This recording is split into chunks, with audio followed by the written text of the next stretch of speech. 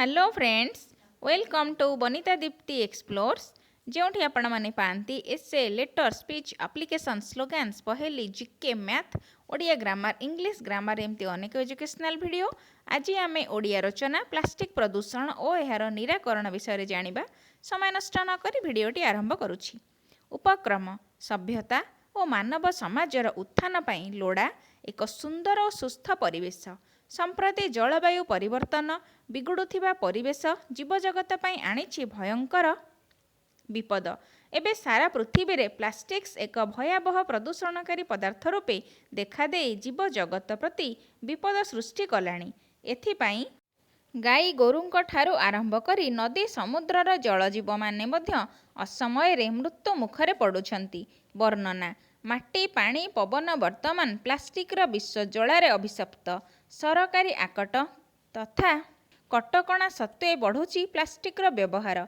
बजार सौदा हेउ कि खाद्य पार्सल आनिबा हेउ सबुठी प्लास्टिक जरी को लोके प्रथम पसंद धरी नेइछंती। मनुष्य बसवास करुथिबा सबु अंचल रे माटी रे एबे शह शह मेट्रिक टन प्लास्टिक आवर्जना देखा जाउछि। सचेतनता अभावरु साधारण लोके प्लास्टिक बहुल भाବରେ व्यवहार कला परे एणे तेणे फोपाड़ी देउछंती। प्लास्टिक पाउच पानी बोतल फाइबर बासन कुसन दैनंदिन जीवन रे व्यवहृत हेउथिबा प्लास्टिक रो आसबाब पत्र एमिति कि आम सकाळ आरंभ होइथाए प्लास्टिक ब्रश रु। सकाळे दांत घसीबा समय रे एही सबु प्लास्टिक को माटी रे थिबा बैक्टेरिया नष्ट करि पारंती नाही। तेणु सही श्रेणीर प्लास्टिक गुड़ी को जैव अवक्षय अयोग्य प्लास्टिक कुहा जाए। सही प्लास्टिक पदार्थ गुड़िक शह शह वर्ष माटी रे अक्षत अवस्था रे रही मृत्तिका को प्रदूषित करुछंती। एतद व्यतीत वर्षा जल माटीर तल स्तर को जिबारे सेगुड़िक अवरोध करिथांती, जहा फलरे भूतल जलस्तरर परिमाण कमिबारे मध्य एहा सहायक हेउछि। प्लास्टिक हालुका नमनीय तापर कुपरिबाही सप्त अभंगुर दीर्घस्थायी आदि गुण जोगु तथा धातु तैयारी जिनिस ठारू एहा सस्ता होइथिबारु एहाको अधिक व्यवहार करा जाउछि। प्लास्टिक चा कप प्लेट चामच मिनेराल पानी बोतल प्लास्टिक जरी इत्यादि हेउछि सिंगल यूज प्लास्टिक, जहाँकि आम परिवेश को सर्वाधिक क्षति पहुँचाई थाए। प्रतिवर्ष 30 कोटी टन ओजनर प्लास्टिक वर्ज्य बाहरिबा चिंताजनक विषय। वैज्ञानिकंकर सूचना अनुଯାयी 1950 रु 2019 पर्यंत मोट 800 कोटी टन प्लास्टिक उत्पादित होइछि। विश्व वन्यजंतु पांठी बा WWF एक रिपोर्ट अनुଯାयी जड़े व्यक्ति शरीर रे सप्ताह को 2000 अति क्षुद्र प्लास्टिक खंड बा माइक्रोप्लास्टिक प्रवेश करुछि। अर्थात मासकु 21 ग्राम प्लास्टिक खाउछे।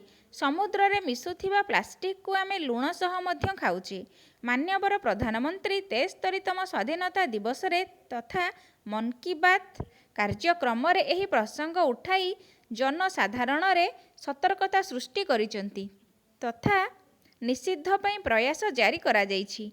एतद व्यतीत प्रकारांतर प्लास्टिक प्रदूषण जोगु विश्व तापन जलवायु परिवर्तन मृत्तिका और जल प्रदूषण श्वास रोग ठारू थाइरॉइड हार्मोन असामंजस्यता कर्कट भली मारात्मक रोग सृष्टि करुछि। निराकरण भारत को तथा पृथ्वी को प्लास्टिक मुक्त करिबा पई तीनोटी मुख्य जिनिस। नंबर 1 रे रिड्यूस अर्थात प्लास्टिक जिनिसर व्यवहार को कम करिबा। कपड़ा बैग टीए सबुबले पाखरे रखिबा। काच तथा धातव पात्रर व्यवहार करिबा। नंबर 2 रे हेला रीयूज अर्थात पुनर्व्यवहार। किछि प्लास्टिक को आमे पुनः व्यवहार करि परिबा। 3 रिसाइकेल अर्थात पुनः चक्रण द्वारा विभिन्न साजसज्जा सामग्री तैयारी होई परिबो। प्लास्टिक को एणे तेणे न फोपाड़ी डस्टबिन रे पकाइबा ओ तरलाई नूतन जिनिस तैयारी करिबा। गाई गोरु परिबा चोपा सह पॉलिथिन खाई रोगग्रस्त हुअंती, सेथिप्रति सचेतन हेबा। मन इच्छा प्लास्टिक को पोड़िबा नाही किंबा पोतिबा नाही। कागज ठुंगा परिबा पाई कपड़ा बैग नहीं घरू बाहरिबा। पत्र ठोलारे खाद्य खाइबा, तेबे जाई प्लास्टिक मुक्त भारत गठन संभव हेबो। आशा करुछि भिडियोटी भल लागिबो। भल लागिले लाइक कर, कमेंट कर, शेयर कर, तुम फ्रेंड्स मानक सहित शेयर कर। चैनल रे नुआ थिले सब्सक्राइब करी बेल बटन को प्रेस कर। Thank you.